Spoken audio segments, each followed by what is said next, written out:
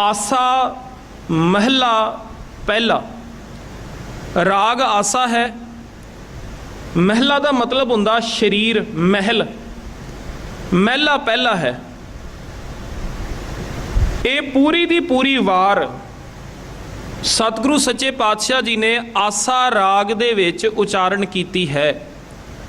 वैसे जदों असी गुरु ग्रंथ साहब दे विचों आसा की वार दा स्वरूप वेखदे हां तां जिहड़ा उपर टाइटल दिता होया है वो तां इन्ना ही है, आसा महला पहला वार शलोकां नाल शलोक भी महले पहले के लिखे।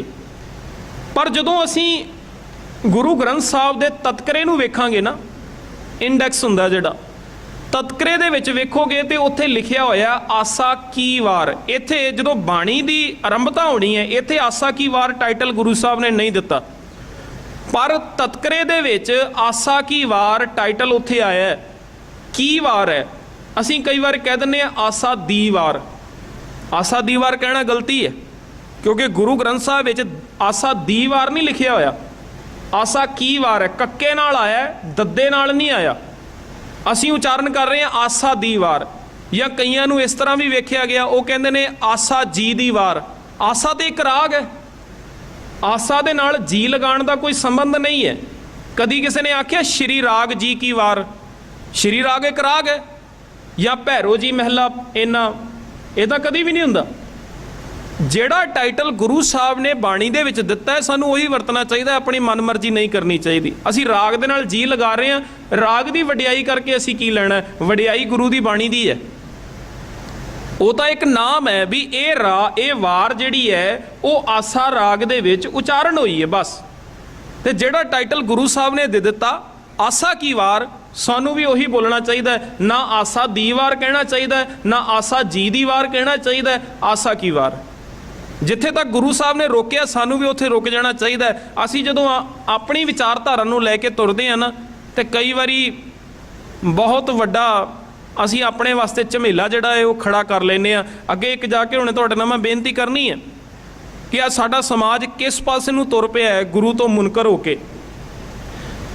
हुण देखो आसा की वार टाइटल जिहड़ा है वो गुरु साहब ने दिता। वारां गाइयां जांदियां अज भी गांदे ने, ढाडी लोग जिहड़े हुंदे ने, ढाडी वीर जिहड़े ने, वो अज भी वारां गाउंदे ने। पुरातन समय दे विच भी वारां गाइयां जांदियां सी।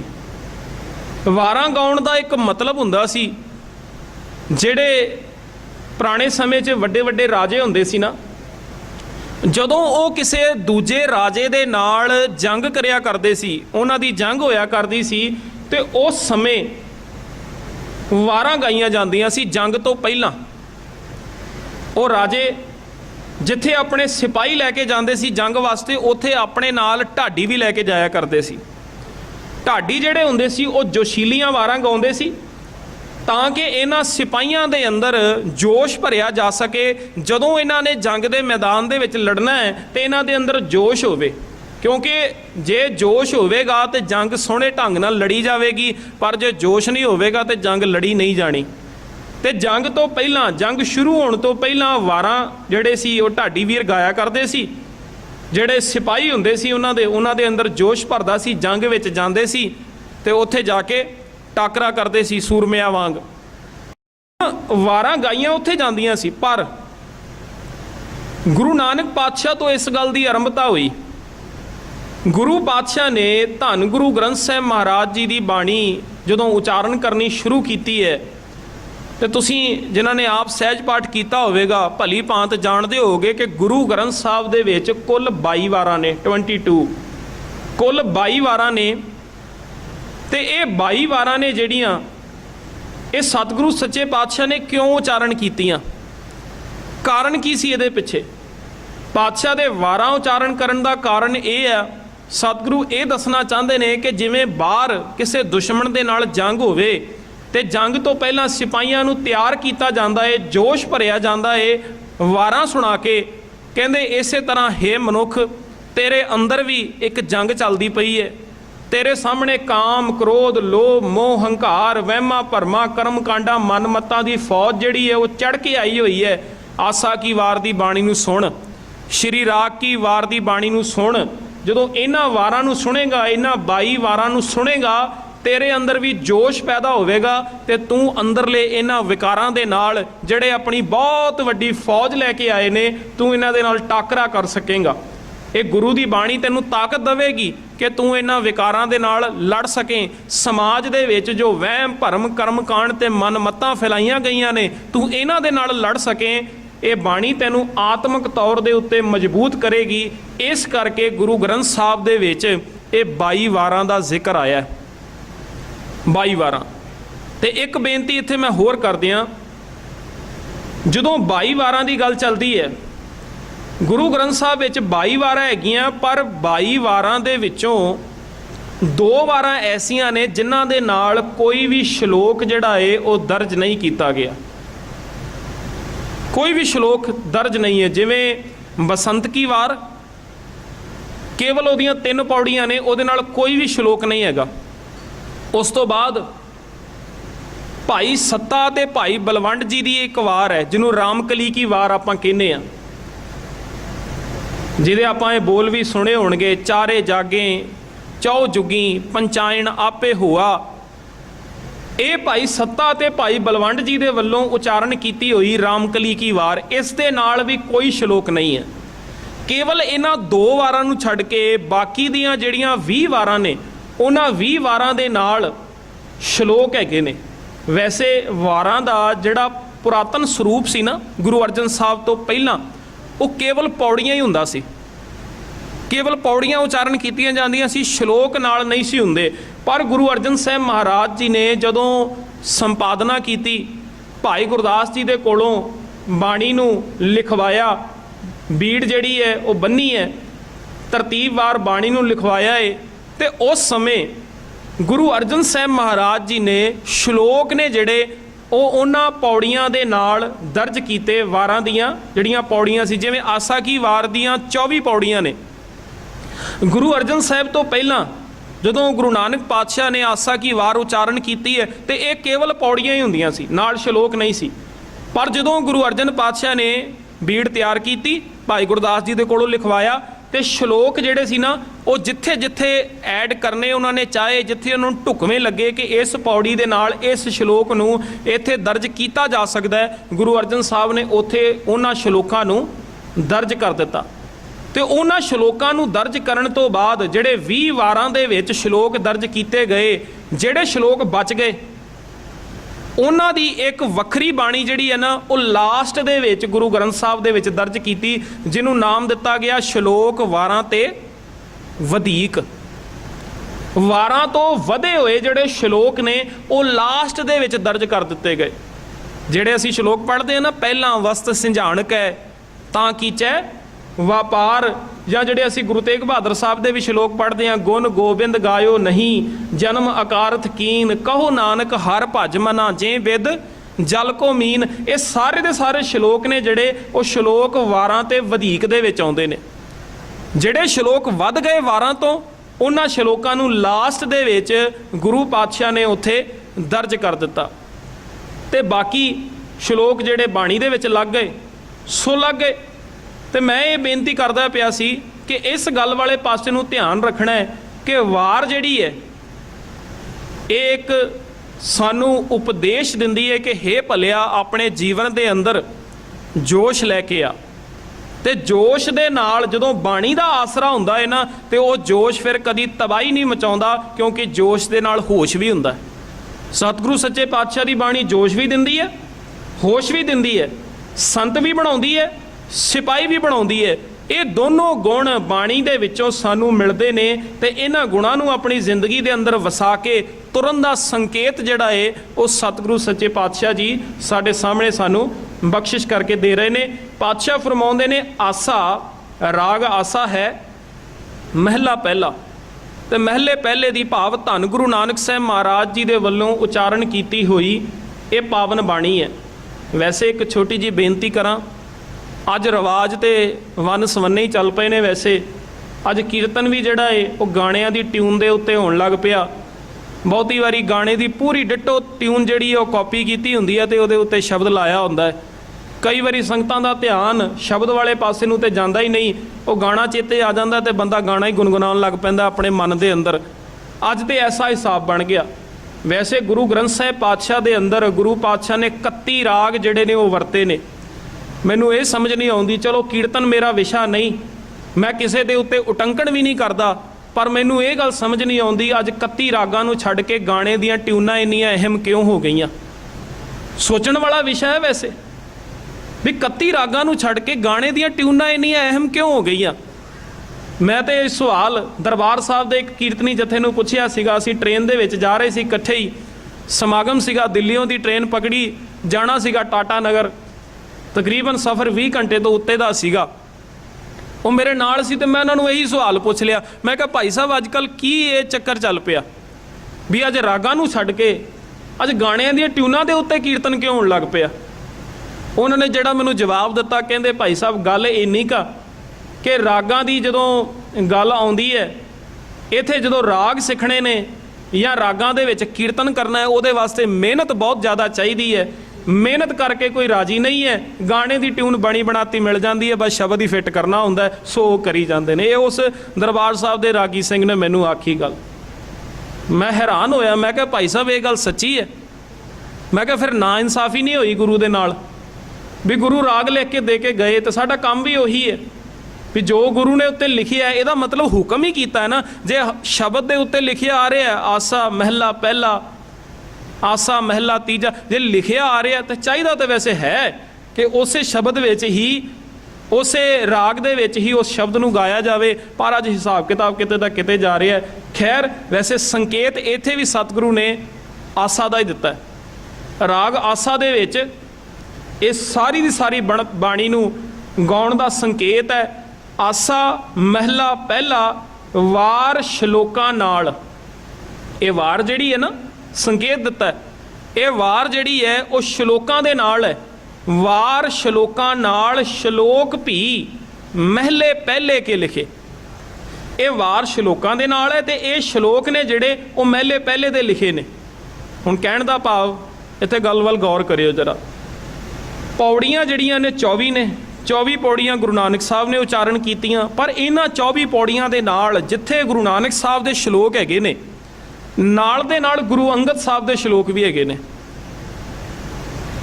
ते इत्थे केवल संकेत ये आ रहा है कि श्लोक भी महले पहले के लिखे, केवल महले पहले का जिक्र आ रहा, गुरु नानक साहब का जिक्र आ रहा। क्यों? गुरु अंगद साहब के भी श्लोक हैगे ने, उन्हों का जिक्र क्यों नहीं किया? असल च कारण है एक। फॉर एग्जाम्पल एक गल सांझी करदा, मान लो तुसीं किसी कीर्तनी जथे नूं सद्दिया भी भाई साहब गुरुद्वारा साहब आओ तो कीर्तन करो। हुण तुसीं जदों इश्तिहार छपाए ना, तो इश्तिहार दे उत्ते की कीता, जदों समा लिखिया, समा लिखण वेले जिहड़ा मेन है ना उन्हां दे विचों जिहड़ा सेंटर वाला बंदा है, तुसीं केवल नाम उहदा दिंदे हो भी फलाणे भाई साहब आ रहे ने। कदी साइडी दा ते तबले वाले दा नाम दिता? साइडी दा तबले वाले दा नाम नहीं दिता जाता। क्यों? क्योंकि वो साथ दे रहे ने। मेन जिहड़ा बंदा है नाम उहदा ही इश्तिहार दे उत्ते लिखिया जाता है। गुरु अर्जन साहब ने जदों ये टाइटल दिता ना, गुरु अर्जन साहब ने इस ढंग नाल इत्थे पेश किया है कि मेन जिहड़े ने हैड दे उत्ते वो तो गुरु नानक पातशाह ने, गुरु अंगद पातशाह उन्हां दा साथ दे रहे ने। इस करके जिक्र जिहड़ा आया है ना, वो जिक्र केवल ते केवल गुरु नानक साहब दा है। नाले गल एक होर भी है ना, जोत तां इक्को ही है, जोत दे विच ते कोई फर्क नहीं। जोत ओहा जुगत साए शै काया फिर पलटिए, काया जिहड़ी है उही चेंज होई, पर जदों बाणी दी गल आएगी तो गुरु साडा एक ही है, साडे गुरु बहुते नहीं है। कई बार असीं कह दिंदे आ सिखां दे 10 गुरु, ये गल कहनी सरासर गलत है। सिखां दे 10 गुरु नहीं, सिखां दा एक गुरु, इक्का बाणी, एक गुर, इक्को शब्द विचार। गुरु एक है, हाँ शरीर 10 होए ने, शरीर 10 होए ने, पर गुरु एक है। गुरु बाणी नूं कहा जाता है, जिस बाणी ने गुरु नानक साहब दे अंदर वासा कीता, उसे बाणी ने गुरु अंगद साहब दे अंदर वासा कीता। शरीर चेंज होया पर जोत तो इक्को ही है। जोत का मतलब हुंदा ज्ञान। जोत जिहड़ी है वो पहले पातशाह तो लैके अगे तो अगे, अगे तो अगे शरीर बदलते गए, 10वें पातशाह तक जोत उही है। तो अज गुरु ग्रंथ साहब के रूप दे विच भी साडे कोल उही जोत मौजूद है, जिहड़ी जोत कदी ਗੁਰੂ ਨਾਨਕ ਸਾਹਿਬ ਦੇ ਵਿੱਚ ਸੀਗੀ। ਜੋਤ ਦਾ ਮਤਲਬ ਹੁੰਦਾ ਗਿਆਨ। ਅੱਜ ਉਹ ਸਾਰੇ ਦਾ ਸਾਰਾ ਗਿਆਨ ਗੁਰੂ ਗ੍ਰੰਥ ਸਾਹਿਬ ਦੇ ਰੂਪ ਵਿੱਚ ਸਾਡੇ ਕੋਲ ਮੌਜੂਦ ਹੈ। ਇੱਕ ਬੇਨਤੀ ਇੱਥੇ ਮੈਂ ਹੋਰ ਕਰਾਂ, ਕਿਉਂਕਿ ਬਾਣੀ ਦੀ ਸ਼ੁਰੂਆਤ ਤੋਂ ਪਹਿਲਾਂ ਕੁਝ ਕੁ ਨੁਕਤੇ ਹੁੰਦੇ ਨੇ ਜਿਹੜੇ ਉਹ ਸਮਝਣ ਵਾਲੇ ਹੁੰਦੇ ਨੇ। ਹੁਣ ਜਦੋਂ ਇਸ ਬਾਣੀ ਦੀ ਆਰੰਭਤਾ ਹੋਣੀ ਹੈ ਨਾ, ਤੇ ਬਾਣੀ ਦੀ ਆਰੰਭਤਾ ਜਿਵੇਂ ਮੈਂ ਇੱਕ ਵਾਰੀ ਤੁਹਾਡੇ ਸਾਹਮਣੇ ਹੈਡਿੰਗ ਦੁਆਰਾ ਪੜ੍ਹ ਦਿੰਦਾ, ਆਸਾ ਮਹਿਲਾ ਪਹਿਲਾ ਵਾਰ ਸ਼ਲੋਕਾਂ ਨਾਲ ਸ਼ਲੋਕ ਭੀ ਮਹਿਲੇ ਪਹਿਲੇ ਕੇ ਲਿਖੇ ਟੁੰਡੇ ਅਸ ਰਾਜੇ ਕੀ ਧੁਨੀ। ਇਹ ਜਿਹੜੀ ਧੁਨੀ ਇਹਦੇ ਬਾਰੇ ਮੈਂ ਤੁਹਾਡੇ ਨਾਲ ਵਿਚਾਰ ਸਾਂਝੀ ਕਰਦਾ ਕਿ ਇਹਦਾ ਭਾਵ ਕੀ ਹੈ। ਉਸ ਤੋਂ ਬਾਅਦ ਸਿੱਧਾ ਹੀ ਆ ਜਾਣਾ ਸ਼ਲੋਕ ਮਹਿਲਾ ਪਹਿਲਾ ਬਲਿਹਾਰੀ ਗੁਰ ਆਪਣੇ ਦਿਓਹਾੜੀ ਸਦਵਾਰ। ਇੱਥੇ ਹੁਣ ਗੌਰ ਕਰਿਓ ਜਰਾ, ਜਦੋਂ ਅਸੀਂ ਗੁਰੂ ਗ੍ਰੰਥ ਸਾਹਿਬ ਦੀ ਬਾਣੀ ਨੂੰ ਪੜ੍ਹਦੇ ਹਾਂ 462 ਨੰਬਰ ਅੰਕ ਤੋਂ ਗੁਰੂ ਗ੍ਰੰਥ ਸਾਹਿਬ ਦੇ ਵਿੱਚ ਆਸਾ ਕੀ ਵਾਰ ਦੀ ਆਰੰਭਤਾ ਹੁੰਦੀ ਹੈ। ਤੇ ਆਸਾ ਕੀ ਵਾਰ ਦੀ ਜਿਹੜੀ ਆਰੰਭਤਾ, ਜਿਹੜੀ ਸ਼ਬਦ ਤੋਂ ਆਰੰਭਤਾ ਹੋ ਰਹੀ ਹੈ ਨਾ, ਪਹਿਲਾ ਸ਼ਲੋਕ ਜਿਹੜਾ ਆਸਾ ਕੀ ਵਾਰ 'ਚ ਆ ਰਿਹਾ ਉਹ ਹੈ ਬਲਿਹਾਰੀ ਗੁਰ ਆਪਣੇ ਦਿਓਹਾੜੀ ਸਦਵਾਰ। ਪਰ ਜਦੋਂ ਤੁਸੀਂ ਵੇਖਿਆ ਹੋਵੇਗਾ ਕੀਰਤਨੀਏ ਸਿੰਘ ਪੜ੍ਹਦੇ ਨੇ, ਉਹ ਕਿਵੇਂ ਪੜ੍ਹਦੇ ਨੇ? ਹਰ ਅੰਮ੍ਰਿਤ ਭਿੰਨੇ ਲੋਇਣਾ ਮਨ ਪ੍ਰੇਮ ਰਤਨਾ ਰਾਮ ਰਾਜੇ। ਹੁਣ ਇਹ ਹੋਇਆ ਪਤਾ ਕੀ ਹੈ, ਗੁਰੂ ਗ੍ਰੰਥ ਸਾਹਿਬ ਦੀ ਬਾਣੀ ਦੇ ਵਿੱਚ ਜਿਹੜੀ ਆਸਾ ਕੀ ਵਾਰ ਦੀ ਆਰੰਭਤਾ ਹੋ ਰਹੀ ਹੈ ਉਹ ਹਰ ਅੰਮ੍ਰਿਤ ਭਿੰਨੇ ਲੋਇਣਾ ਤੋਂ ਨਹੀਂ ਹੋ ਰਹੀ। ਤੁਸੀਂ ਭਾਵੇਂ ਆਪ ਗੁਰੂ ਗ੍ਰੰਥ ਸਾਹਿਬ ਦੀ ਬਾਣੀ ਨੂੰ ਪੜ੍ਹ ਸਕਦੇ ਹੋ, ਆਪ ਸਰੂਪ ਤੋਂ ਚੈੱਕ ਕਰ ਸਕਦੇ ਹੋ। ਫਿਰ ਇਹ ਹਰ ਅੰਮ੍ਰਿਤ ਭਿੰਨੇ ਲੋਇਣਾ ਇਹ ਕਿੱਥੋਂ ਦੀ ਆ ਗਿਆ? ਕੀਰਤਨੀਏ ਸਿੰਘ ਕਿਉਂ ਪੜ੍ਹਨ ਲੱਗ ਪਏ? ਅਸਲ ਦੇ ਵਿੱਚ ਇੱਕ ਗੁਟਕਾ ਤਿਆਰ ਕੀਤਾ ਗਿਆ ਆਸਾ ਕੀ ਵਾਰ ਦਾ। ਉਹ ਪਤਾ ਨਹੀਂ ਕਿੰਨਾ ਕੁ ਪੁਰਾਣਾ ਉਹ ਗੁਟਕਾ ਤਿਆਰ ਕੀਤਾ ਗਿਆ, ਕਿੰਨੇ ਕੁ ਸਾਲਾਂ ਤੋਂ ਉਹ ਗੱਲ ਚੱਲਦੀ ਆ ਰਹੀ। 462 ਨੰਬਰ ਅੰਕ ਤੋਂ ਆਸਾ ਕੀ ਵਾਰ ਦੀ ਬਾਣੀ ਆਰੰਭ ਹੁੰਦੀ ਹੈ ਤੇ 448 ਦੇ ਉੱਤੇ ਜੇ ਪਿੱਛੇ ਚੱਲ ਜਾਈਏ ਉੱਥੋਂ ਦੀ ਇਹ ਸ਼ਬਦ ਸ਼ੁਰੂ ਹੁੰਦੇ ਨੇ, ਹਰ ਅੰਮ੍ਰਿਤ ਭਿੰਨੇ ਲੋਇਣਾ ਮਨ ਪ੍ਰੇਮ ਰਤਨਾ ਰਾਮ ਰਾਜੇ। ਉਹਦੀ ਵਿਆਖਿਆ ਪਹਿਲਾਂ ਸਾਂਝੀ ਹੋ ਚੁੱਕੀ ਹੈ, ਜਿਹੜੇ ਮੇਰੇ ਤੋਂ ਪਹਿਲਾਂ ਕਥਾਵਾਚਕ ਆਏ ਹੋਣਗੇ ਉਹਨਾਂ ਨੇ ਉਹਦੀ ਵਿਚਾਰ ਜਿਹੜੀ ਹੈ ਉਹ ਸਾਂਝੀ ਕਰ ਦਿੱਤੀ। ਹੁਣ ਉਹ ਜਿਹੜੇ 24 ਛੰਤ ਨੇ ਨਾ ਹਰ ਅੰਮ੍ਰਿਤ ਭਿੰਨੇ ਲੋਇਣਾ ਵਾਲੇ, ਹੁਣ ਉਹ ਪਹਿਲਾਂ ਨੇ ਗੁਰੂ ਗ੍ਰੰਥ ਸਾਹਿਬ ਦੇ ਵਿੱਚ। ਭਾਵ ਜਦੋਂ ਗੁਰੂ ਅਰਜਨ ਸਾਹਿਬ ਸਰੂਪ ਤਿਆਰ ਕਰ ਰਹੇ ਨੇ, ਜੇ ਉਹ ਚਾਹੁੰਦੇ ਆਸਾ ਕੀ ਵਾਰ ਦੀ ਬਣਤਰ ਵੈਸੀ ਬਣਾਉਣੀ ਜਿਹੋ ਜੀ ਗੁਟਕੇ ਦੇ ਵਿੱਚ ਬਣਾ ਦਿੱਤੀ ਗਈ, ਤਾਂ ਉਹਨਾਂ ਨੇ ਹਰ ਅੰਮ੍ਰਿਤ ਭਿੰਨੇ ਲੋਇਣਾ ਵਾਲੇ ਜਿਹੜੇ ਛੰਤ ਸੀਗੇ ਉਹ ਨਾਲ ਗੁਰੂ ਗ੍ਰੰਥ ਸਾਹਿਬ ਦੇ ਵਿੱਚ ਹੀ ਜੋੜ ਦੇਣੇ ਸੀਗੇ, ਕਿਉਂਕਿ ਸਰੂਪ ਤਾਂ ਉਹ ਹੀ ਤਿਆਰ ਕਰ ਰਹੇ ਨੇ ਨਾ। ਤੇ ਗੁਰੂ ਅਰਜਨ ਸਾਹਿਬ ਦੇ ਵੇਲੇ ਭਾਈ ਸੱਤਾ ਤੇ ਭਾਈ ਬਲਵੰਡ ਜੀ ਆਸਾ ਕੀ ਵਾਰ ਦਾ ਕੀਰਤਨ ਵੀ ਕਰਦੇ ਰਹੇ ਨੇ। ਪਰ ਜਦੋਂ ਉਹ ਕੀਰਤਨ ਕਰਦੇ ਸੀਗੇ ਉਦੋਂ ਉਹ ਗੁਰੂ ਗ੍ਰੰਥ ਸਾਹਿਬ ਵਾਲਾ ਜਿਹੜਾ ਆਸਾ ਕੀ ਵਾਰ ਦਾ ਸਰੂਪ ਹੈ ਇਸੇ ਨੂੰ ਮੁੱਖ ਰੱਖ ਕੇ ਕੀਰਤਨ ਹੁੰਦਾ ਸੀਗਾ। ਇਹ ਬਾਅਦ ਵਿੱਚ ਜਦੋਂ ਆਸਾ ਕੀ ਵਾਰ ਦਾ ਗੁਟਕਾ ਪਤਾ ਨਹੀਂ ਕਿਹਨੇ ਤਿਆਰ ਕੀਤਾ, ਉਹਨੇ ਕੀ ਕੀਤਾ ਵੀ ਜਿਹੜੇ ਪਿਛਲੇ ਅੰਕਾਂ ਦੇ ਵਿੱਚ ਜਿਹੜੇ ਛੰਤ ਆਏ ਨੇ ਉਹ ਕੱਲੇ ਛੰਤ ਨੂੰ 24 ਪੌੜੀਆਂ ਸੀ, 24 ਛੰਤ ਸੀ, ਉਹਨੇ ਇੱਕ ਛੰਤ ਜਿਹੜਾ ਸੀ ਉਹ ਨਾਲ ਲਾ ਦਿੱਤਾ। ਇੱਕ ਛੰਤ ਨਾਲ ਲਾਇਆ ਤੇ ਵਿੱਚ 4 ਪੌੜੀਆਂ ਤੋਂ ਬਾਅਦ ਇੱਕ ਸ਼ਬਦ ਐਡ ਕਰਨ ਦੀ ਵਿਚਾਰ ਜਿਹੜੀ ਸੀ ਉਹ ਪੱਲਿਓਂ ਚਲਾ ਦਿੱਤੀ ਗਈ। ਗੁਰੂ ਗ੍ਰੰਥ ਸਾਹਿਬ 'ਚ ਇਦਾਂ ਨਹੀਂ ਹੈਗਾ, ਮਾਫ ਕਰਿਓ।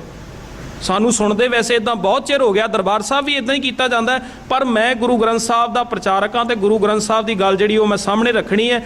ਕਿਸੇ ਨੇ ਆਪਣੇ ਮਨ ਦੇ ਨਾਲ ਕੀ ਕੀਤਾ ਸਾਨੂੰ ਉਹਦੇ ਨਾਲ ਲੈਣਾ ਦੇਣਾ ਕੋਈ ਨਹੀਂ ਹੈ, ਪਰ ਗੁਰੂ ਗ੍ਰੰਥ ਸਾਹਿਬ ਦਾ ਜੋ ਸਰੂਪ ਹੈ ਕਿਸੇ ਨੂੰ ਇਹ ਹੱਕ ਨਹੀਂ ਹੈ ਕਿ ਗੁਰੂ ਗ੍ਰੰਥ ਸਾਹਿਬ ਦੀ ਬਾਣੀ ਦੇ ਨਾਲ ਛੇੜਛਾੜ ਕੀਤੀ ਜਾਵੇ। ਪਰ ਸੱਚ ਕਰਕੇ ਜਾਣਿਓ, ਇਹ ਛੇੜਛਾੜ ਕੇਵਲ ਆਸਾ ਕੀ ਵਾਰ ਦੀ ਗੱਲ ਨਹੀਂ। ਜੇ ਤੁਸੀਂ ਦੁੱਖ ਭੰਜਨੀ ਵਾਲੇ ਪਾਸੇ ਨੂੰ ਜਾਓਗੇ ਛੇੜਛਾੜ ਉੱਥੇ ਵੀ ਹੋਈ ਜੇ ਤੁਸੀਂ ਸੰਕਟ ਮੋਚਨ ਵਾਲੇ ਪਾਸੇ ਨੂੰ ਜਾਓਗੇ ਛੇੜਛਾੜ ਉੱਥੇ ਵੀ ਹੋਈ ਹੈ। ਆ ਦੁੱਖ ਭੰਜਨੀ ਨਾਮ ਦੀ ਬਾਣੀ ਬਣਾਤੀ ਗਈ ਤੇ ਸਾਡੇ ਲੋਕ ਕਹਿੰਦੇ ਦੁੱਖ ਭੰਜਨੀ ਸਾਹਿਬ ਦਾ ਗੁਟਕਾ ਜਿਹੜਾ ਇਹਦਾ ਪਾਠ ਕਰੋ ਸਾਰੇ ਦੁੱਖ ਕੱਟੇ ਜਾਂਦੇ ਨੇ। ਠੀਕ ਹੈ, ਜਿਹੜੀ ਦੁੱਖ ਭੰਜਨੀ ਸਾਹਿਬ ਦੇ ਗੁਟਕੇ ਦੇ ਅੰਦਰ ਜਿਹੜੀ ਬਾਣੀ ਲਿਖੀ ਹੈ ਉਹ ਹੈਗੀ ਗੁਰੂ ਗ੍ਰੰਥ ਸਾਹਿਬ ਦੀ ਹੈ, ਮੈਂ ਇਸ ਗੱਲ ਤੋਂ ਮੁਨਕਰ ਨਹੀਂ। ਪਰ ਕਿਸੇ ਨੂੰ ਇਹ ਹੱਕ ਹੈ ਕਿ ਉਹ ਗੁਰੂ ਗ੍ਰੰਥ ਸਾਹਿਬ ਦੇ ਵਿੱਚੋਂ ਕੁਝ ਸ਼ਬਦ ਚੁੱਕ ਲਵੇ ਤੇ ਪੱਲਿਓਂ ਹੀ ਇਹ ਟਾਈਟਲ ਦੇ ਦੇਵੇ ਦੁੱਖ ਭੰਜਨੀ ਸਾਹਿਬ। ਦੁੱਖ ਭੰਜਨੀ ਸਾਹਿਬ ਦੇ ਸਿਰਲੇਖ ਹੇਠ ਪੂਰੇ ਗੁਰੂ ਗ੍ਰੰਥ ਸਾਹਿਬ ਦੇ ਵਿੱਚ ਕੋਈ ਬਾਣੀ ਨਹੀਂ ਹੈਗੀ। ਸਿਰਲੇਖ ਦੀ ਗੱਲ ਕਰ ਰਹੇ ਹਾਂ, ਟਾਈਟਲ ਦੀ ਗੱਲ। ਪੂਰੇ ਗੁਰੂ ਗ੍ਰੰਥ ਸਾਹਿਬ ਦੇ ਵਿੱਚ ਦੁੱਖ ਭੰਜਨੀ ਦੇ ਸਿਰਲੇਖ ਹੇਠ ਕੋਈ ਬਾਣੀ ਨਹੀਂ। ਜਿਵੇਂ ਜਪਜੀ ਜਪ ਸਿਰਲੇਖ ਹੈ, ਉਸ ਤੋਂ ਬਾਅਦ ਆਦ ਸੱਚ ਜੁਗਾਦ ਸੱਚ ਸ਼ੁਰੂ ਹੋ ਜਾਂਦਾ। ਜਿਵੇਂ ਗੌੜੀ ਸੁਖਮਨੀ ਮਹਿਲਾ ਪੰਜਵਾਂ ਸਿਰਲੇਖ ਹੈ, ਉਸ ਤੋਂ ਬਾਅਦ ਸੁਖਮਨੀ ਸਾਹਿਬ ਦੀ ਬਾਣੀ ਆਰੰਭ ਹੁੰਦੀ ਹੈ। ਇਸ ਤਰ੍ਹਾਂ ਦੁੱਖ ਭੰਜਨੀ ਦਾ ਕੋਈ ਸਿਰਲੇਖ ਨਹੀਂ ਹੈਗਾ ਪੂਰੇ ਗੁਰੂ ਗ੍ਰੰਥ ਸਾਹਿਬ ਵਿੱਚ। ਇਹ ਜਿਨ੍ਹਾਂ ਨੇ ਆਪਣੀਆਂ ਜੇਬਾਂ ਭਰਨੀਆਂ ਸੀ, ਜਿਨ੍ਹਾਂ ਨੇ ਆਪਣੀਆਂ ਦੁਕਾਨਦਾਰੀਆਂ ਚਲਾਉਣੀਆਂ ਸੀ, ਉਹਨਾਂ ਨੂੰ ਪਤਾ ਹੈ ਲੋਕੀ ਦੁਖੀ ਨੇ ਬੜੇ, ਕੀ ਕੀਤਾ ਜਾਵੇ। एक जी गुटका तैयार करो जिहदा नाम दे दो दुख भंजनी, लोग बहुत खरीदणगे ते लोकां ने खरीदिया भी। उन्होंने मार्केटिंग करने वास्ते, अपनियां जेबां भरन वास्ते ये सब कुछ किया। गुरु ग्रंथ साहब के शब्द चुके तो गुरु ग्रंथ साहब के शब्दों के नाल वपार किया उन्होंने लोगों ने, उत्ते पल्लियों भी टाइटल लिख के भी ये दुख भंजनी है। मैं कहना जेड़े शब्द केवल उस गुटके च लिखे ने केवल वो दुख भंजनी ने, कि सारी दी सारी बाणी दुख भंजनी नहीं है। पहले अंक तो लैके अखीरले अंक तक सारी दी सारी बाणी दुख भंजनी है। साडे अंदर जेड़े काम क्रोध लोभ मोह हंकार दे दुख लगे ने, सानू ये विकार ने जेड़े सानू तंग करते हैं, सारी दी सारी बाणी दुख भंजनी है। दुख भंजन तेरा नाम जी, दुख रोग संताप उतरे सुनी सच्ची बाणी। ये साडे अंदर दे दुखों नू दूर करने वाली है, पर स्पैशली वपार करने वास्ते गुटका तैयार होया। दुख भंजनी तो बाद संकट मोचन, संकट मोचन तैयार कर दिता। 40 दिन फलाने शब्द का पाठ करो 108 वारी, की होएगा, तुहाडी आस पूरी हो जाएगी। तो वो बकायदा लिखिया होया की कुछ हो सकता है। पुत्र नूं पेपर च पास कराना, आ शब्द पढ़ो। सौतन तो छुटकारा चाहिए, आ शब्द पढ़ो। नवा घर चाहिए, आ शब्द पढ़ो। लोगों नूं लालच वाले पासे नूं ला दिता गया इहो जे गुटके बना के, तो लोग विचारे वैसे ही लालची, वो कहते चल काम रास होना चाहिए, कोई नहीं 40 दिन 108 वारी पढ़ लवांगे। सो ये धर्म के नाँ के उत्ते धंधा होया, किते दुख भंजनी के नाँ ते, किते संकट मोचन के नाँ ते, किते शरधा पूरन के नाँ ते। मैं बेनती करा, किसी नूं हक नहीं है कि वह गुरु ग्रंथ साहब की बाणी नाल छेड़छाड़ करे। जे वो करदा तो वह राम राय दे नालों घट नहीं है, फिर वो बहुत वड्डा अपराधी है। जे मिट्टी मुसलमान की पेड़े पई घुमियार, उत्थे उन्हें मिट्टी बेईमान की कर दिता, तो गुरु साहब ने कहा सी अज तो बाद अपनी शक्ल ना विखाई। तो जे मेरे वर्गा बंदा कोई गुरबाणी की बनतर दे नाल छेड़छाड़ करता है, तो फिर मैं कित्थों बख्शिया जावांगा। पर अपने आप नूं वड्डे वड्डे महापुरख खमाउण वाले, जिन्हां ने अपने नाम नाल संत ते ब्रह्म ज्ञानियां दी डिग्रियां तक लाइयां, अज उही गुरु ग्रंथ साहब दा शब्द चुकदे ने ते उहनूं विगाड़ के गाउंदे ने। जिवें फॉर एग्जाम्पल एक डेरे दे विच गाया जांदा है, भगत नामदेव जी का शब्द है, दूध कटोरै गड़वै पानी, कपल गाए नामे दोहे आनी। ये भगत नामदेव जी का शब्द है। हुण वो डेरेदार पता किवें विगाड़ के गाउंदे ने, पा लिया कटोरे विच दुध ते गड़ विच पानी पा लिया। ये किसने हक दिता इवें गाउण दा? हुण मैं ते तुहाडे सामने गल दसदा पिया भी इंज गाया जांदा गुरबाणी नूं विगाड़ के। ते जिहड़े विगाड़ के गाउंदे साडे लोग कहंदे बड़े ब्रह्म ज्ञानी ने। वो ब्रह्म ज्ञानी कि उहनूं ते कुछ नहीं पता, उहनूं ते ਉਹਦੇ ਬਾਣੀ ਦੇ ਅਨਰਥਾਂ ਵਾਲੇ ਪਾਸੇ ਨੂੰ ਤੁਰਿਆ ਹੋਇਆ। ਉਹ ਬਾਣੀ ਦੇ ਨਾਲ ਜੋ ਕਰਦਾ ਪਿਆ, ਸਾਨੂੰ ਤਾਂ ਚਾਹੀਦਾ ਸੀ ਉਹਨੂੰ ਚੁੱਕ ਕੇ ਅਸੀਂ ਸਟੇਜ ਤੋਂ ਲਾ ਦਿੰਦੇ, ਪਰ ਸਾਡੇ ਲੋਕਾਂ ਨੇ ਉਹਨੂੰ ਸੰਤ ਬਣਾ ਦਿੱਤਾ। ਇਹਦਾ ਮਤਲਬ ਕੋਈ ਮਾੜਾ ਕੰਮ ਕਰੇ ਉਹ ਸੰਤ ਹੈ, ਕੋਈ ਮਾੜਾ ਕੰਮ ਕਰੇ ਉਹ ਬ੍ਰਹਮ ਗਿਆਨੀ ਹੈ, ਪਰ ਕੋਈ ਸੱਚ ਦੱਸੇ ਇਹ ਜੀ ਇਹਨੂੰ ਸਟੇਜ ਤੋਂ ਲਾਓ। ਇਹੋ ਜਿਹੇ ਬੰਦੇ ਗੁਰਦੁਆਰੇ 'ਚ ਬੋਲਣੇ ਨਹੀਂ ਚਾਹੀਦੇ। ਇਹ ਸਾਡੇ ਲੋਕਾਂ ਦੇ ਹਾਲਾਤ ਨੇ ਅੱਜ ਦੇ ਟਾਈਮ ਦੇ ਉੱਤੇ। मैं केवल एक जगह की गल नहीं करता, तुहाडे इत्थे दी गल नहीं कर रहा, मैं ऑल ओवर सारे वर्ल्ड की गल करदा। जो वेखण नूं मिलदा है, जो न्यूज़ आउंदियां ने, जिथे सच की गल आउंदी है उत्थे उहनूं कहा जांदा है मूँह बंद कर दो, जिहड़ा झूठ बोलदा होवे बोली जाण दो जी, बोली जाण दो। ये साडे समाज के हालात बन चुके ने। कदी मैं जदों सिख इतिहास वाल झाती मार के वेखदा ना, गुरु साहब अपने दरबार दे विच पंडितां तक दे कोलों कथा करवा लैंदे हुंदे सी। पता क्यों कराउंदे सी? सिखां दी परख करते होंदे सी। पंडित आया, पंडित ने गरुड़ पुराण की कथा करनी है, तो सिखां नूं गुरु साहब ने कहना बह जाओ सामने ये सुनो जरा। तो सिख जदों सुनते सी ना, जदों उन्हें कथा शुरू करनी, सिखां ने विच ही टोकना शुरू कर देना। क्यों? सिखां ने बाणी पढ़ी सी। गुरु साहब सिखां दा टेस्ट लिया करते सी भी बोलते ने या नहीं बोलते, टोकते ने या नहीं टोकते। पंडित की कथा करनी मुश्किल कर देंदे सी सिख।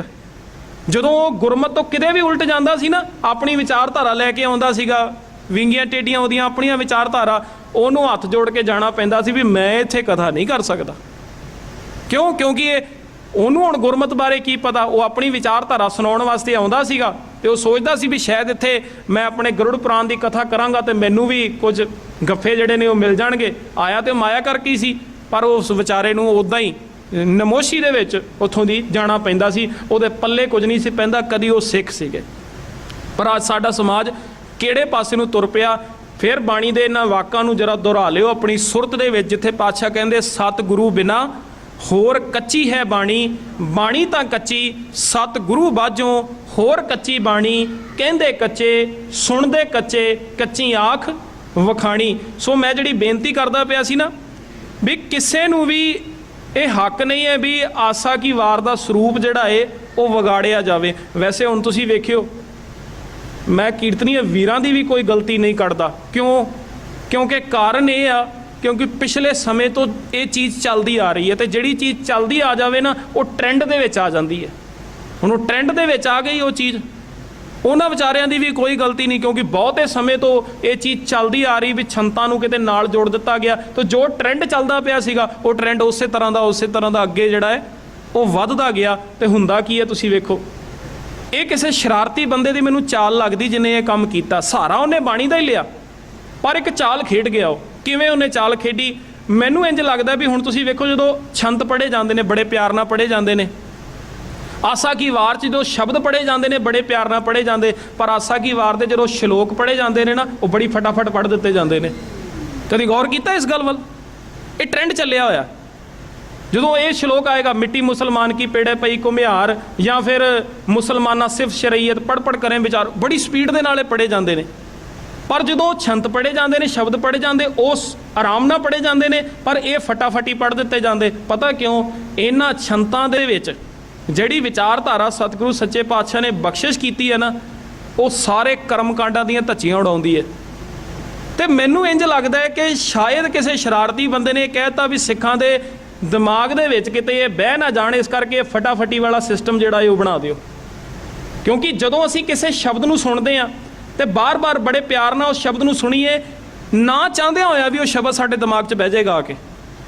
तुसीं वेखो ਜਿਹੜੇ शब्द ਅਸੀਂ कई सालों तो सुन रहे हैं अज वो साडे दिमाग 'ਚ बैठे हुए हैं। जो भाई साहब गाउंदे ने तो असीं नाल नाल गाउणा शुरू कर दिंदे आ, पर जो आसा की वार के श्लोक पढ़े जाते हैं, चलो वैसे उस समय गुरुद्वारे 'ਚ कोई हुंदा नहीं, पर फिर भी दरबार साहब पढ़े जाते, टीवी ते कीर्तन सुनते हो, तो उदों जो पढ़े जाते हैं किन्ने क लोग ने जिहड़े उन्हां श्लोकां दे नाल आप श्लोक पढ़ते होण उस समय नहीं पढ़े जाते। क्यों? क्योंकि साडी जुबान ते नहीं चढ़ सके।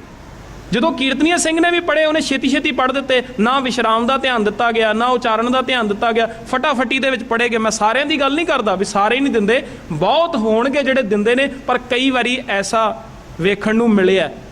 सो मैं वो बेनती करदा पिया। सो इस गल वाल ध्यान देना सी। जे मैं सोचदा भी 2 घंटिਆਂ 'ਚ आसा की वार पूरी करनी है, तो जे इन्हां छंतां नूं पासे करके ते अपने पल्लियों जिहड़े विच शब्द लाउणे ने उन्हां नूं पासे करके जिहड़ा स्वरूप गुरु ग्रंथ साहब 'च लिखिया होया, जे केवल उसे स्वरूप का कीर्तन किया जाए ना तो श्लोकां नूं भी सोहणे ढंग नाल पढ़िया जा सकता है, गायन किया जा सकता है। वो सारी जिहड़ी विचारधारा गुरु अर्जन साहब ने गुरु ग्रंथ साहब दित्ती है उन्होंने बड़े सोहणे ढंग नाल उचारण किया जा सकता है। सो असीं गुरु ग्रंथ साहब की बाणी के अकॉर्डिंग जदों तुरांगे ना तो साडे पल्ले बहुत कुछ पैना है। पर सच करके जाणिओ जिथे मेरे वर्गे बंदे ने अपनी मन मर्जी की है उथे घाटा ही खादा, उथे हमेशा सानू घाटा पिया। मैनू कई बारी इंज लगता है कि साडे लोकां नू घाटे खाण की आदत भी पै गई है। गुरु साहब ने एक गल बाणी च आखी सी, वो कहंदे ने जब इन अपनी अपनी धारी तब इसको है मुश्किल भारी। जदों इन्हें अपनी अपनी की है ना, मैं अपनी चला लवां मैं अपनी चला लवां, जदों भी बंदे ने अपनी चलाई है गुरु साहब कहते तब इसको है मुश्किल भारी। बड़ी वड्डी मुश्किल का सामना किया इन्हें। हुण मुश्किल का सामना तो यही है कि इन्ने सालों तो गुरुद्वारियां 'च आसा की वार की बाणी पढ़ी जा रही कीर्तन के रूप दे विच। कई रागी सिंह आए इस संसार विच कीर्तन करते रहे, सारी की सारी जिंदगी चढ़ाई कर गए चले गए। किन्ने वाजे खराब होए होणगे, किन्ने तबले पाटे होणगे, कीर्तन होया ताइयों वाजे खराब होए ताइयों तबले पाटे। कई रागी सिंह चढ़ाई कर गए संसार दे विचों कीर्तन करदे आ, सारी सारी जिंदगी उन्होंने कीर्तन किया, पर सिख उत्थे दा उत्थे। क्यों? क्योंकि पल्ले ही कुछ नहीं पिया। जब इन अपनी अपनी धारी तब इसको है मुश्किल भारी। ना मैं स्टेज उत्ते बैठे हुए ने यतन किया कि मैं कुछ समझा दियाँ, तो ना थल्ले वाले ने यतन किया कि असीं आप ही कुछ पढ़ लईए। ताली तो दोवें हत्थां नाल वजदी है ना, एक हत्थ नाल नहीं वजदी। हुण ये तो दोवां नूं यतन करना पैना सी। कि सोहणे ढंग नाल सुणाया जांदा ते अग्गों दी सुणन वाले भी जिहड़े ने वो आप बाणी दे अर्थां वाले पासे नूं किते तुर पैंदे। ते सच करके जाणिओ जे किते तुर पैंदे ते अज जो साडी जिंदगी 'च अनेकां कर्म कांड वहम भरम हैगे ने ना, ये सारे दे सारे निकल सकदे सी। फिर अखीर च बेनती करके तुहाडे कोलों खिमा लवां, टुंडे असराजे की धुनी जिहड़ी है ये थोड़ी लंबी विचार है, मैं कल नूं तुहाडे नाल साझी करांगा। पर एक बेनती आ, कोई भी काम करिए असीं वो पहलां गुरु ग्रंथ साहब तो जरूर पुछीए। गुरु ग्रंथ साहब विच जिहड़ी बनतर है उस हिसाब नाल चलीए। कई सज्जण ये गल कह दिंदे फिर की होया जी असीं बाणी थोड़ी ज़्यादा पढ़ लैंदे आ, बाणी थोड़ी ज़्यादा पढ़ लैंदे आ। बाणी तो जिन्नी मर्जी पढ़ो, भावें सारा दिन पढ़ो, मनाई थोड़ी ना। पर जिहड़ी बनतर गुरु ग्रंथ साहब की बाणी दी उस नूं विगाड़न दा हक किसी नूं नहीं है, वो किसी नूं नहीं है। जे कोई विगाड़दा है तो वो दोषी है। सो ये गल्लां जिहड़ियां वो मेन पल्ले बन्नण वालियां ने। पता नहीं साडी कौम 'च कदों क्रांति आएगी, जिन्नी छेती आवे उन्ना चंगा है। अज वास्ते इस तो अगे सतगुरु सच्चे पातशाह बख्शिश करते ने, टुंडे अस राजे की धुनी। धन गुरु ग्रंथ साहब महाराज जी की बाणी नूं जदों आपां पढ़दे हां, जिवें गुरु ग्रंथ साहब दे विच 31 राग ने, इस तरह गुरु ग्रंथ साहब दे विच 9 धुनियां भी दर्ज ने। ते उन्हां दे विचों ही एक धुनी है टुंडे असराजे की धुनी। इस तरह होर 8 धुनियां हैगियां ने। भाव ये टुंडे असराजे की धुनी एक ट्यून है। वो किहड़ी ट्यून है, उहदे पिछे की इतिहास है, वो थोड़ा जिहा मैं साझा कर दियां। असराज नाम का एक लड़का सीगा जिन्हों इत्थे टुंडे असराजे लिखिया होया। असराज नाम का एक नौजवान सी ते उहदा पिता सी सारंग। जिहड़ा उहदा पिता सीगा वो राजा सी। उस राजे की जिहड़ी पहली पत्नी सी ना, उस तो असराज पैदा होया सीगा। पर होया कि असराज जदों थोड़ा वड्डा होया, होश संभालन जोगा हो गया, ते सारंग राजे की पहली पत्नी जिहड़ी सी वो मर गई। ते उस सारंग राजे ने दूजा विआह कीता। जिहड़ी दूसरी पत्नी घर दे विच आई, भाव असराज की दूजी मां, उहदा किरदार जिहड़ा सी ना वो चंगा नहीं सीगा। असराज जिहड़ा सी वो नौजवानी दे वल वध रिहा सीगा। ते जिहड़ी दूसरी मां घर दे विच आई, उहने असराज दे नाल मंद कर्म करना चाहिया। पर यह असराज जिहड़ा सी बड़े उच्चे किरदार दा मालक सीगा। इसने अपने उत्ते किसी तरह का भी कोई दाग जिहड़ा है वो नहीं लगन दिता।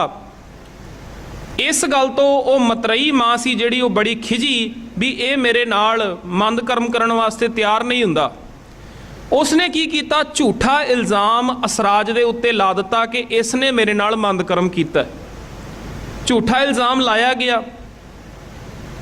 ते उसने दूजी पत्नी सी जिहड़ी, उसने उहदे प्यो सारंग दे कन्न भी भर दिते भी ये मेरे नाल बड़े चिर तो गलत हरकतां करदा सीगा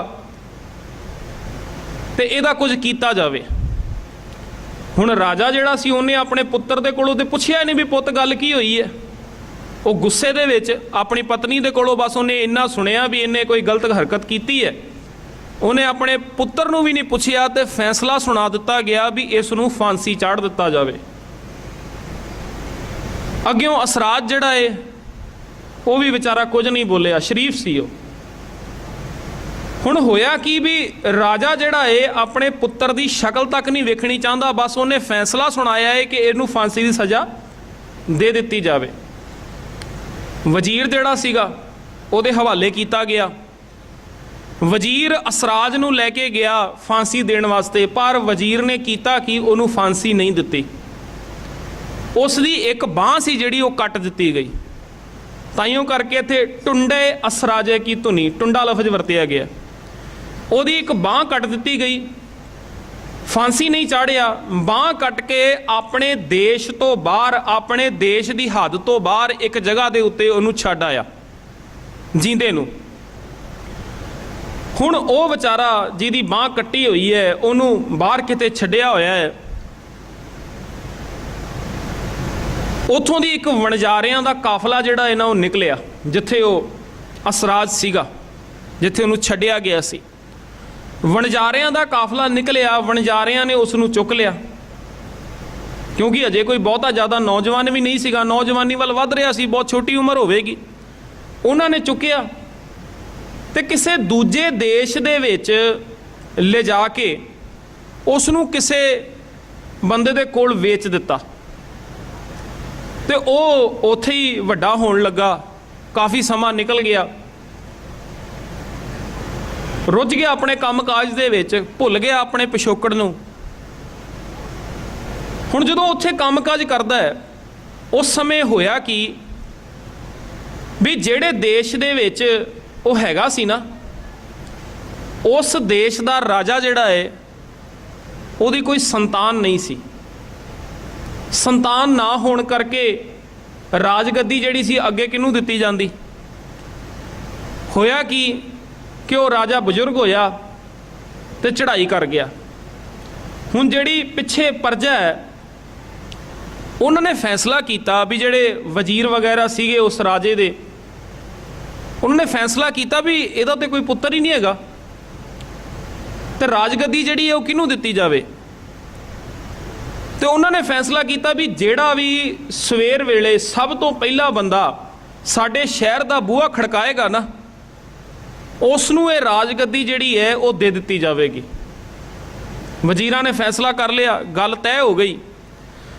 ਹੁਣ ਹੋਇਆ ਕਿ ਵੀ ਸਵੇਰੇ ਸਵੇਰੇ ਅਸਰਾਜ ਜਿੱਥੇ ਰੁਕਿਆ ਹੋਇਆ ਸੀ, ਜਿਹਦੇ ਕੋਲ ਜਿੱਥੇ ਕੰਮਕਾਜ ਕਰਦਾ ਸੀਗਾ, ਉਹਨਾਂ ਦੀ ਇੱਕ ਮੱਝ ਜਿਹੜੀ ਸੀ ਉਹ ਖੁੱਲ੍ਹ ਗਈ। ਉਹ ਆਪਣੀ ਮੱਝ ਨੂੰ ਲੱਭਦਾ ਲੱਭਦਾ ਲੱਭਦਾ ਲੱਭਦਾ ਉਸੇ ਗੇਟ ਦੇ ਲਾਗੇ ਪਹੁੰਚਿਆ, ਉਸੇ ਦਰਵਾਜ਼ੇ ਦੇ ਲਾਗੇ ਪਹੁੰਚਿਆ ਜਿਹਦੇ ਬਾਰੇ 'ਚ ਉਹਨਾਂ ਵਜ਼ੀਰਾਂ ਨੇ ਇਹ ਗੱਲ ਆਖੀ ਸੀ ਵੀ ਜਿਹੜਾ ਇਹਨੂੰ ਸਭ ਤੋਂ ਪਹਿਲਾਂ ਖੋਲ੍ਹ ਦੇਵੇਗਾ ਨਾ ਤੇ ਉਸ ਨੂੰ ਰਾਜ ਭਾਗ ਜਿਹੜਾ ਹੈ ਉਹ ਦੇ ਦਿੱਤਾ ਜਾਵੇਗਾ। ਹੁਣ ਉਹ ਆਪਣੀ ਮੱਝ ਨੂੰ ਲੱਭਦਾ ਲੱਭਦਾ ਜਦੋਂ ਪਹੁੰਚਿਆ ਤੇ ਉਹਨੇ ਜਾ ਕੇ ਗੇਟ ਖੋਲ੍ਹ ਦਿੱਤਾ, ਦਰਵਾਜ਼ਾ ਜਿਹੜਾ ਸੀ ਉਹ ਖੋਲ੍ਹ ਦਿੱਤਾ। ਵਜ਼ੀਰਾਂ ਨੇ ਆਪਣੇ ਕਹੇ ਦੇ ਮੁਤਾਬਕ ਉਸ ਅਸਰਾਜ ਨੂੰ, ਜਿਹਨੂੰ ਕਦੀ ਧੱਕੇ ਮਾਰ ਮਾਰ ਕੇ ਕੱਢ ਦਿੱਤਾ ਗਿਆ ਸੀ, ਉਸ ਅਸਰਾਜ ਨੂੰ ਦੂਜੇ ਦੇਸ਼ ਦਾ ਰਾਜਾ ਬਣਾ ਦਿੱਤਾ। ਉਹ ਰਾਜਾ ਬਣਿਆ ਤੇ ਹੁਣ ਉਸ ਦੇ ਅੰਦਰ ਰਾਜੇ ਵਾਲੇ ਗੁਣ ਤਾਂ ਹੋਣੇ ਹੀ ਸੀ ਨਾ, ਕਿਉਂਕਿ ਇੱਕ ਰਾਜੇ ਦਾ ਹੀ ਪੁੱਤਰ ਸੀਗਾ। ਉਹਨੇ ਆਪਣੇ ਦੇਸ਼ ਦਾ ਜੋ ਸਿਸਟਮ ਚਲਾਉਣਾ ਸੀ, ਜੋ ਇੱਕ ਰਾਜੇ ਦਾ ਫਰਜ਼ ਬਣਦਾ ਹੈ, ਬੜੀ ਇਮਾਨਦਾਰੀ ਦੇ ਨਾਲ, ਬੜੇ ਸੋਹਣੇ ਢੰਗ ਦੇ ਨਾਲ ਉਸ ਸਿਸਟਮ ਨੂੰ ਉਹਨੇ ਨਿਭਾਇਆ। ਹੋਇਆ ਕਿ ਦੂਜੇ ਦੇਸ਼ਾਂ ਦੇ ਵਿੱਚ ਕਾਲ ਪੈ ਗਿਆ, ਲੋਕਾਂ ਨੂੰ ਖਾਣ ਵਾਸਤੇ ਕੁਝ ਨਾ ਮਿਲੇ। ਪਰ ਜਿੱਥੇ ਅਸਰਾਜ ਰਾਜਾ ਹੈ, ਇਹਦਾ ਦੇਸ਼ ਹੈ, ਇਹ ਬਹੁਤ ਵਧੀਆ, ਇੱਥੇ ਕੋਈ ਕਾਲ ਨਹੀਂ ਪਿਆ ਤੇ ਦੂਜੇ ਦੇਸ਼ਾਂ ਦੇ ਜਿਹੜੇ ਲੋਕ ਨੇ ਉਹ ਇਹਦੇ ਕੋਲ ਆਉਣ ਲੱਗੇ ਅੰਨ ਲੈਣ ਵਾਸਤੇ।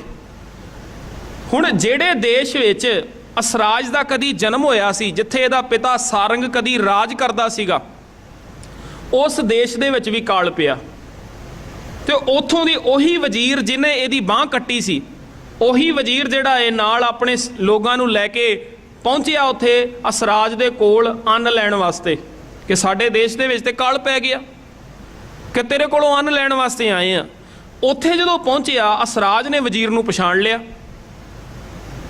ਤੇ ਵਜ਼ੀਰ ਜਿਹੜਾ ਸੀ ਉਹਨੇ ਅਸਰਾਜ ਨੂੰ ਪਛਾਣ ਲਿਆ। ਅਸਰਾਜ ਨੇ ਬੜਾ ਮਾਣ ਤਾਣ ਕੀਤਾ ਉਹਦਾ ਤੇ ਉਹਨੂੰ ਜੇ ਅੰਨ ਦਿੱਤਾ ਤੇ ਅੰਨ ਦੇ ਪੈਸੇ ਤੱਕ ਵੀ ਉਹਦੇ ਕੋਲੋਂ ਨਹੀਂ ਲਏ ਕਿ ਇਹ ਮੇਰੇ ਦੇਸ਼ ਦੇ ਵਿੱਚ ਹੀ ਜਾਣਾ, ਮੇਰੇ ਪਿਤਾ ਨੇ ਖਾਣਾ, ਮੇਰੇ ਦੇਸ਼ ਦੇ ਵਾਸੀਆਂ ਨੇ ਖਾਣਾ, ਉਹਦੇ ਕੋਲੋਂ ਪੈਸੇ ਤੱਕ ਵੀ ਨਹੀਂ ਲਏ। ਹੁਣ ਹੋਇਆ ਕਿ ਪਿੱਛੋਂ ਦੀ ਜਦੋਂ ਅਸਰਾਜ ਚਲਿਆ ਗਿਆ ਸੀ ਨਾ, ਉਹ ਸਾਰੰਗ ਰਾਜਾ ਜਿਹੜਾ ਸੀ ਉਹਨੂੰ ਆਪਣੀ ਪਤਨੀ ਦੀ ਅਸਲੀਅਤ ਪਤਾ ਲੱਗ ਗਈ ਸੀ ਵੀ ਪਤਨੀ ਮੇਰੀ ਗਲਤ ਸੀ, ਮੈਂ ਆਪਣੇ ਪੁੱਤਰ ਨੂੰ ਐਵੇਂ ਮਰਵਾਤਾ। ਉਹਨੂੰ ਨਹੀਂ ਪਤਾ ਕਿ ਮੇਰਾ ਪੁੱਤਰ ਜਿੰਦਾ ਹੈ। ਪਰ ਹੁਣ ਜਦੋਂ ਇਹ ਵਜ਼ੀਰ ਪਹੁੰਚਿਆ ਉੱਥੇ ਆਪਣੇ ਦੇਸ਼ ਦੇ ਵਿੱਚ ਤੇ ਉੱਥੇ ਜਾ ਕੇ ਦੱਸਦਾ ਹੈ, ਕਹਿੰਦਾ ਰਾਜਾ ਮੈਂ ਤੇਰੇ ਪੁੱਤਰ ਨੂੰ ਮਾਰਿਆ ਨਹੀਂ ਸੀ, ਉਹ ਜਿਉਂਦਾ ਸੀ, ਪਰ ਮੈਂ ਡਰਦਾ ਤੈਨੂੰ ਦੱਸ ਨਹੀਂ ਸੀ ਪਾਇਆ ਕਿ ਜੇ ਮੈਂ ਤੈਨੂੰ ਦੱਸ ਦਿੱਤਾ ਸ਼ਾਇਦ ਤੂੰ ਮੈਨੂੰ ਮਰਵਾ ਦਿੰਦਾ। ਪਰ ਹੁਣ ਤਾਂ ਤੈਨੂੰ ਸਾਰੀ ਸਾਰੀ ਸੱਚਾਈ ਪਤਾ ਲੱਗ ਗਈ ਹੈ ਕਿ ਤੇਰੀ ਦੂਜੀ ਪਤਨੀ ਜਿਹੜੀ ਸੀ ਉਹ ਆਪ ਕਿਰਦਾਰ ਦੀ ਮਾੜੀ ਸੀ, ਅਸਰਾਜ ਮਾੜਾ ਨਹੀਂ, ਉਹ ਤੇ ਬਹੁਤ ਚੰਗਾ ਹੈ ਤੇ ਜਿਹੜੇ ਦੇਸ਼ ਤੋਂ ਮੈਂ ਅੰਨ ਲੈ ਕੇ ਆਇਆ ਉਸ ਦੇਸ਼ ਦਾ ਰਾਜਾ ਹੈ ਉਹ। ਬਸ ਉਹਦੀ ਇੱਕ ਬਾਂਹ ਕੱਟੀ ਹੋਈ ਹੈ। ਮੈਂ ਤੈਨੂੰ ਇੱਕ ਬੇਨਤੀ ਕਰਦਾ ਕਿ ਤੂੰ ਜਦੋਂ इस गद्दी नूं छड्डना है, जिथे अज तू राजा बन के बैठा होया है, ये गद्दी तू अपने पुत्र नूं ही दे के जा। राजा जिहड़ा सी उहदी गल पकड़ दे विच आई, उहने कहा ठीक है, मैं अपने पुत्र नूं ही राजगद्दी दे के जावांगा। वो ईमानदार है, उच्चे किरदार दा मालक है। तो उस राजे सारंग ने अपने पुत्र नूं असराज नूं फिर गद्दी दित्ती। तो होया कि भी जिहड़ी ये पूरी दी पूरी वारता मैं तुहाडे नाल सांझी कीती है ना, इस पूरी दी पूरी वारता नूं ढाडी लोग गाया करदे सीगे। ते राजे ने अपने दरबार दे विच इस वारता नूं सुनिया, ते ये वारता जदों राजे दे दरबार च गाई गई, जिहड़ी ट्यून दे विच गाई गई, उन्हां ढाडियां ने गाई, उसे धुन नूं ते इसे वार नूं जो टुंडे असराजे दी जो वार गाई जांदी सी, हर एक जगह के उत्ते गाया जान लगा। भाव उहदी किरदार की शोभा होण लगी। लोगों ने उहदे किरदार की वाह वाह की भी बड़े उच्चे किरदार का मालक सी, बड़ा अच्छा बंदा सी। हुण जदों उहदी वडियाई होण लगी ना समाज दे विच, अच्छे किरदार का मालक सी, ते बहुत चिर ये चीज़ जदों चलती रही। गुरु नानक पातशाह ने जदों वो टुंडे असराजे की धुनी सुनी है, तो गुरु नानक पातशाह ने आख्या इन्ने उच्चे किरदार का मालक ते इन्ना सियाणा मनुख, जेड़े ढाडी वीर टुंडे असराजे की धुनी गाउंदे सीगे ते ओदा इतिहास सुनाया करदे सीगे। गुरु पातशाह ने आख्या आसा की वार जे गाउणी है ते उसे धुनी दे उत्ते गाओ। क्यों? क्योंकि वो उच्चे किरदार का मालक सी। मेन पाखे नूं पकड़ियो, ये धुनी उधरों दी गुरु पातशाह ने आसा की वार गाउण वास्ते क्यों लियांदी? क्योंकि टुंडा असराजा जिहड़ा सी उच्चे किरदार का मालक सी। इस करके गुरु साहब ने आख्या सेम वही धुनी जिहड़ी है वो ते तुसीं आसा की वार गाया करो। जिवें मैं कल बेनती कीती सी भी गुरु साहब ने वो धुन पकड़ी जिहड़ी उच्चे किरदार दे मालक दे नाम दे नाल इतिहास जोड़ के सुनाई जाती सी। किसी लच्चर गायक की धुन नहीं पकड़ी, किसी अश्लील गाने की धुन नहीं पकड़ी। धुन किहड़ी पकड़ी है? जिथे उच्चे किरदार दीयां बातां पाईयां जांदियां सी। सो इसे करके तुसीं गुरु दरबार दे विच भी ये चीज़ वेखदे हो, ढाडी प्रथा जिहड़ी शुरू हुई है। वैसे तो गुरु नानक पातशाह ने अपनी बाणी दे विच अपने आप नूं भी ढाडी आखिया, पर जदों असीं मेन इतिहास दे विचों पढ़दे हां, गुरु हरगोबिंद पातशाह जी दे समय ये ढाडी वारां जिहड़ियां ने वो आरंभ होईयां जदों ढाडी नत्था ते अब्दुल्ला ने ये वार गाई सी। दो तलवारां बद्धियां, एक मीरी दी, एक पीरी दी, एक अजमत दी, एक राज दी, एक राखी करे वजीरी दी, हिम्मत बाहां कोट गढ़ दरवाजा बलख बखीर दी, नाल सिपाही नील नल, मार दुष्टां करे तागीर दी, पग तेरी की जहांगीर दी। हे गुरु हरगोबिंद साहब महाराज जी, पग ते तुहाडी है, तुहाडी पग दे सामने जहांगीर दी पग की है। ये जोशीलियां वारां जिहड़ियां सी वो ढाडी वीर गुरु दरबार दे विच गाया करदे सी। अज भी तुसीं जदों पंजाब जांदे होगे ते ढाडी वारां उत्थे अज भी सुणदे होगे। खैर हुण ते वो चीज़ पहलां वर्गी रह नहीं गई, पर जिहड़ियां ढाडी वारां दा सानूं इतिहास पढ़न नूं मिलदा है वो बा कमाल हुंदियां सी। जदों पढ़ियां जांदियां सी ते एक वारी बंदे दे डौले जिहड़े ने वो फड़कण लग पैंदे सी, वो जोशीलियां वारां हुंदियां सी। सो गुरु साहब ने उसे धुनी दी बख्शिश करके आसा की वार दी पावन बाणी नूं उसे धुनी दे उत्ते गाउण दी हदायत जिहड़ी है वो कीती है। टुंडे असराजे की धुनी